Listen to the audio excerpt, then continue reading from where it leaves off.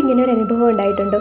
നിങ്ങൾ കണ്ണനെ കാണാൻ വേണ്ടി അമ്പലത്തിൽ പോകാനൊക്കെ തയ്യാറായി നിൽക്കുന്ന ആ ഒരു സമയത്ത് നമ്മുടെ മനസ്സിൽ ഒരുപാട് കാര്യങ്ങൾ നമ്മൾ കരുതി വെച്ചിട്ടുണ്ടാവും. കണ്ണനെ കാണുമ്പോൾ പറയാൻ വേണ്ടിയിട്ട് ഒരുപാട് വിഷമങ്ങൾ, പരാതികൾ, പരിഭവങ്ങൾ, അങ്ങനെ ഒരുപാട്.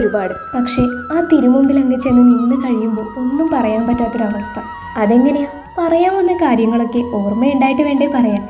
കണ്ണനെ കാണുന്ന ആ ഒരു മാത്രയിൽ തന്നെ സകല ദുഃഖങ്ങളും നമ്മുടെ മനസ്സിൽ നിന്ന് മാഞ്ഞിട്ടുണ്ടാവും. ഇങ്ങനെ ഒരൊറ്റ നോട്ടം കൊണ്ട് തന്നെ നമ്മുടെ വിഷമങ്ങളൊക്കെ മായ്ച്ചു കളയാൻ കണ്ണനല്ലാതെ മറ്റാർക്കാ പറ്റുക? ഭഗവാനെ കാണുന്ന ആ ഒരു നിമിഷം മുതൽ നമ്മൾ മറ്റൊരു ലോകത്തായിരിക്കും.